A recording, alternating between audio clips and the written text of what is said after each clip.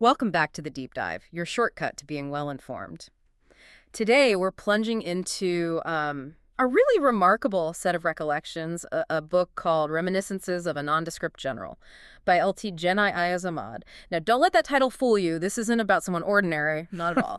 We're talking about a life just packed with audacious leadership, this incredible loyalty to his men, and he had this almost magnetic ability, to turn bad situations into opportunities. Yeah, that's quite something. From mischievous childhood pranks all the way to leading troops in these extreme conditions, even handling international diplomacy. His story is, well, it's anything but nondescript. And what jumps out immediately when you read it is this consistent philosophy he seems to have. Yeah. It's all about honest intentions, focusing on the actual effects and the lessons learned, not getting bogged down in tiny details. Right. And this really strong belief in doing what he felt was right, often, just kind of ignoring the usual rules or what higher-ups might think. He even says it himself. I have no major regrets. I have enjoyed each and every assignment to the full. So our mission today really is to unpack the journey of this guy, pull out the leadership ideas, the surprising facts that made him so effective. You're definitely in for some compelling insights here. Let's maybe start at the beginning, those early experiences that really, shaped the young Ayaz Ahmad. It makes you wonder, doesn't it? Like, what kind of background creates a leader like that? Someone who consistently puts results and his people's welfare above just sticking to the rules. That's a really key question. His early years, especially dealing with people he called sadists during training, seem to have built this unique kind of resilience in him. Take that story, but the 9-mile run back in 1962. It's legendary. His CO, commanding officer, saw him drop his helmet, it didn't fit right, and deliberately made him run the whole 9 miles again. Full battle kit. Oh, wow. Again? Again? Yeah. But he just did it, even past soldiers who were still on their first lap. I mean, that's just pure grit, isn't it?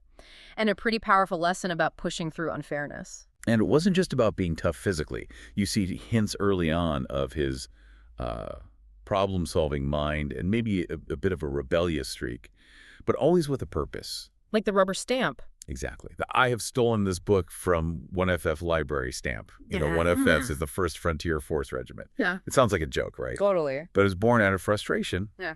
Officers weren't returning library books.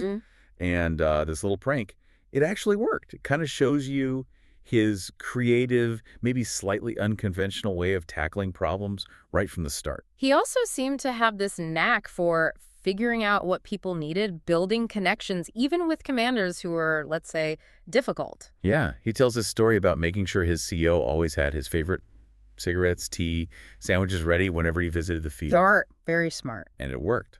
Quickest way to get the CO on his side, earn that respect. It shows he understood the power of being proactive in relationships. It definitely points towards how he'd later motivate and lead people so well, doesn't it? Absolutely. He just got people, Another great story is the swimming pool thing during winter training. He actually dug out a pool in a dry riverbed, a nula, for his officers. Dug a pool? Yeah. Seriously? And then apparently the CO jokingly suggested it, so he forcibly scrubbed this one rather fussy company commander who didn't want to get in the cold water. Chuckles, you're kidding. Nope. It shows that sort of irreverence, but also that he knew how far he could push things, right? He understood the chain of command, but wasn't afraid to operate right on the edge, maybe with a bit of a wink and nod from the boss. And then there's the loyalty aspect. We see signs of that early, too, and it's intense, almost radical. He tells 2 stories that are pretty shocking, frankly. First, arranging a marriage for one of his soldiers, a sepoy, whose engagement fell through. He basically kidnapped the girl with her consent, mind you, and married them himself. Wow. And then later, covering up a murder committed by what he called a good sepoy. He backdated punishment records to say the guy was already locked up when it happened, told the police he was in the quarter guard. Those are extreme examples. Definitely pushing, maybe crossing some serious ethical lines there. For sure. But the way the general saw it, or at least how he explains it, it wasn't about ignoring the law entirely. For him, the trust his men put in him was just absolute, non-negotiable, sacred, sacrosanct. Those are his words. A higher calling, almost?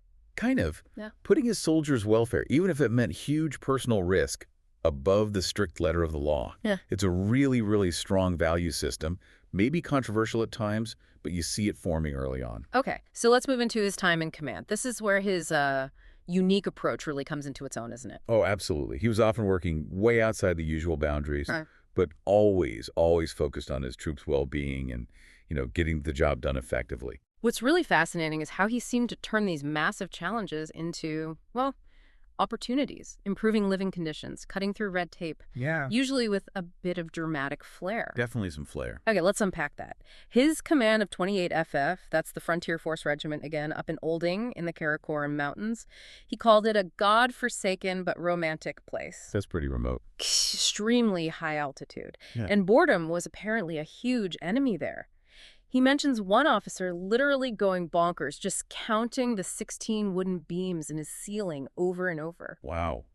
That's bleak. So the general solution was constant activity. He rotated the companies every 3 months, kept them busy with shooting, boxing, wrestling, running, anything to keep their minds occupied and spirits up. In his resourcefulness, it went right down to basic survival, like when they got cut off by snow. Yeah. Tell us. He just ordered all the units' animals slaughtered and hung up on the telephone wires, turned the whole area into a giant deep freeze to preserve the meat. Wow. Totally practical. They trapped local pheasants, even hunted markhor, that's a type of wild goat, really high protein, just to keep everyone fed. It really shows, in those extreme situations, leadership has to be radically pragmatic, adapt or fail. And the audit team story. That's classic. Oh, yeah, that's brilliant. So he's getting grief for overspending on basics, things like boots, firewood, Yeah. essentials in that environment. Right. Bureaucracy meets reality. So the auditors arrive. He puts them up in separate bunkers, gives them exactly the authorized firewood ration, 5 pounds, in minus 10 degrees Celsius. Chuckles. Oh, I can see where this is going. Predictably, they're freezing, begging for more wood within hours. And guess what? They end up clearing NIL objections for 11 years of the unit's accounts. A masterclass in making someone walk a mile in another's shoes or freeze in their bunker, maybe? Exactly. Experiential empathy, you could call it. And he did other practical things, too, like the hot water rule he learned from the Chinese, made his men drink only hot water to cut down on sickness. Did it work? Apparently, it basically wiped out colds and flu in the unit. He enforced it with a threat of punishment, but the result was undeniable. So, looking at the bigger picture here. Yeah, you see this pattern, right? This audacious, sometimes rule-breaking approach, but always aimed at the welfare of his troops and the mission's success. He believed command wasn't just ticking boxes. It was about smart application of rules. And sometimes, deliberately ignoring the letter of the law if the spirit of the mission or his men's survival demanded it. Let's talk about Khuzdar. His time there as Deputy Martial Law Administrator, DMLA. That sounds like a totally different challenge. It was. He described it as a pretty lawless area. And his way of breaking the ice with student troublemakers, classic Ayaz Ahmad. Football. He challenged them to a match, took some quiet precautions, security-wise, let them win the first game. Let them win. Strategic. Very. Then treated them all to military Pakoras, special army snacks. Then they played a return match on the students' home ground, and his team won that one. The result, students chanting, Pak Fauj Zindabad, long live the Pakistan Army. Incredible. Turning potential antagonists into supporters through, well, sports diplomacy and snacks. It sounds almost too simple, but you have to ask, did it have lasting effects? Well, according to his account. Yeah, the book says his 10 months there were incredibly productive, establishing schools, fixing up colleges, building an engineering college, dairy farms, chicken farms, even a makeshift cinema. And planting trees. 500,000. 500,000 poplar saplings, which apparently grew into a forest. And maybe the most surprising thing, getting the governor to approve tube wells with free electricity for 4 major insurgency leaders in a place called Wide. Turning militants into farmers. Essentially, yeah. Turning them into prosperous landowners. He even talks about meeting these guys years later, described as former thugs, rolling up in Land Cruisers, wearing Rolexes, completely out of the insurgency game.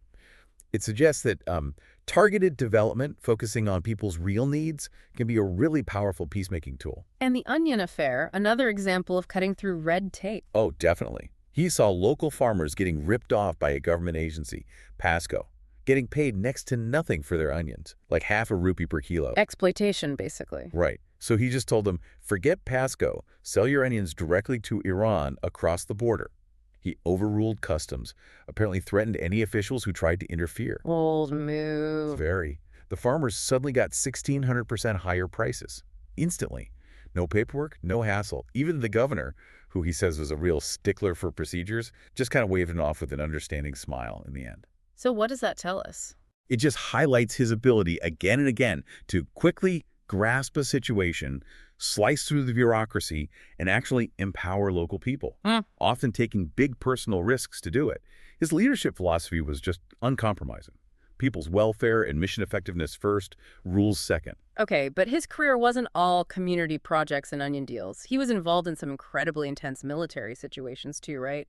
Often putting himself right in the line of fire. Absolutely. And this next part really reveals more about the deeper thinking behind his actions, the insights he gained from being in truly extreme situations. You see this almost fearless commitment to the mission and his men. Like the Afghanistan reconnaissance mission in '81 during the Soviet occupation. Yeah, that's an amazing story. He and another officer, just dressed in plain civilian clothes, snuck across the border at night, spent 3 days gathering intelligence because, as he put it, the information they were getting from higher headquarters was utter nonsense. Going behind enemy lines because he didn't trust the official intel, that takes guts. And then, back at the briefing, some staff officer, a GSO-1 from the Corps HQ, interrupts him. He apparently just ignores the guy, snubs him twice, and then calmly tells the Corps commander himself that the official intelligence picture was all wrong. Wow. Challenging senior officers like that. It shows incredible courage, doesn't it? Not just the physical courage of being in enemy territory, but the moral courage to speak truth to power, to prioritize mission effectiveness over, career safety. And his time commanding FCNA up in Siachen. That sounds even more intense. It was. Force Command Northern Areas. He took over right after a major setback for Pakistan and immediately pushed his forces onto the offensive. His personal leadership style there was extreme. The helicopter story in the whiteout. Unbelievable. Flying in zero visibility, the pilot wants to turn back, logically. He apparently orders the pilot just keep going lower. Then he and his ADC, his aide-de-camp, just jump out into waist-deep snow at 15,000 feet. No map. They just started walking towards where they thought the post was. That's borderline insane. It sounds like it. And his description of life up there at Tavish Post, also at 15,000 feet, it's harrowing. What did he say? Eating dal lentils that tasted of kerosene because of fuel contamination, couldn't cook properly, sleeping almost sitting up because the altitude affected their breathing. No water, using snow to clean themselves in freezing winds while enemy soldiers were literally shooting at them. And he didn't wear warm layers. He claims he never wore a jersey, like a sweater or underlayer, the entire 3 years he was there, even in -20 Celsius temperatures. He believed it set an example, inspired the troops. Leadership by enduring the absolute worst alongside them. Did that approach work militarily? According to his account, yes. He says they regained a lot of territory, put the Indian forces on the back foot. It culminated in something called the Chumik Operation at a staggering 23,000 feet. 23,000 feet. A critical offensive that, he writes, turned the tide. India requested peace talks, an agreement was signed for withdrawal, and Pakistan kept the posts they'd secured. He got the Sitara-e-Basalat, the Star of Valor, for turning what he saw as certain defeat into resounding victory. That must have led to some deep reflections. It seems so. He recounts this conversation with an American colonel visiting Siachen. The colonel noticed the Pakistani troops seemed happier, more relaxed, more aggressive than the Indian side, even though training and equipment were similar. He asked why. And the general's answer? It was stark. And it really reflects his own, maybe controversial, worldview. He told the American, "You people in the West, and especially USA, have too much to live for. We, the Muslims, have so much to die for." Wow. That's heavy. Very. He apparently felt the colonel couldn't really get it, adding something like, "You cannot defeat a man who wants to die." Now, that's clearly his personal, deeply held conviction driving his actions. That's an incredibly bold philosophy. No fear of death, almost welcoming it. It certainly seems to underpin his fearlessness. And what's maybe even more fascinating psychologically is something he realized later. What's that? He wrote that looking back, it had never occurred to me, even for a fleeting moment, that I could be killed or wounded.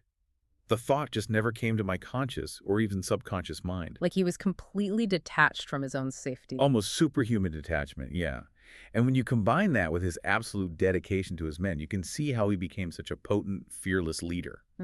He also had these philosophical musings, like comparing a man's life to a river. The man and river are parallel. Right. Seeing life not just as a straight line, but this journey from, chaotic youth through productive middle age to a calmer, wiser maturity where you give back, leaving a legacy. It shows a mind that wasn't just about action, but also deep reflection.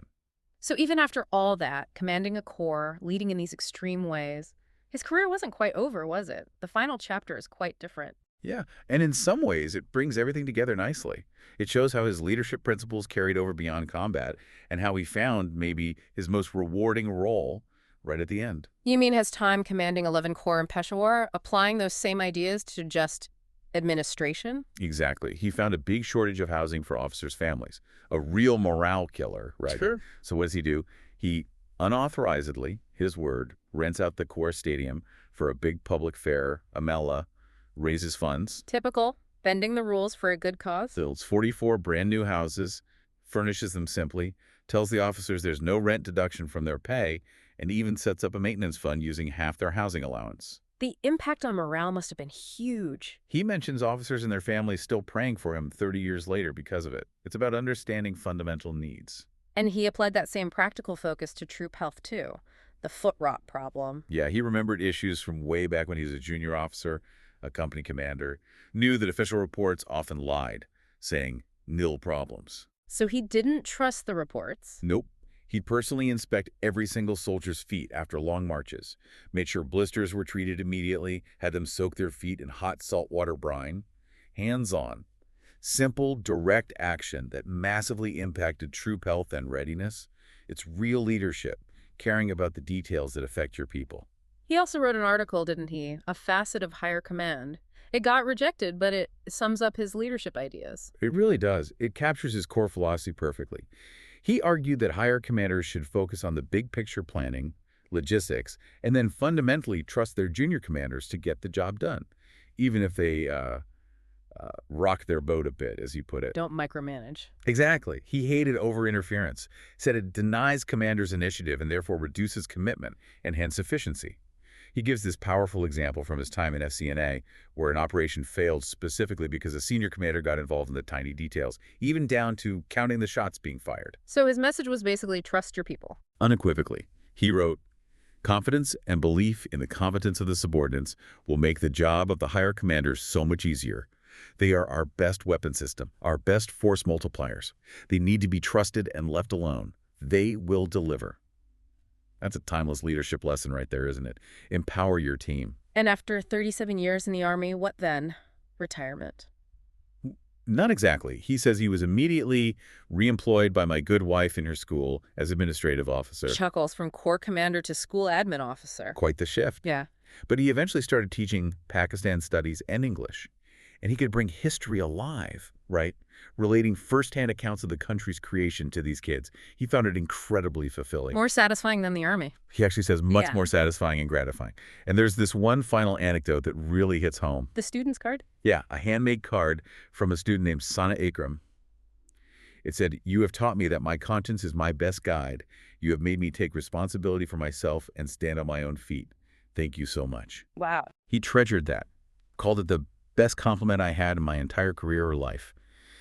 It shows that in the end, his biggest legacy might not have been the military victories, but actually shaping character, passing on that wisdom. Wow. What a deep dive that was. An incredible journey through the life of, well, the supposedly nondescript General Ayaz Ahmad. Yep. His story isn't just, a list of daring exploits.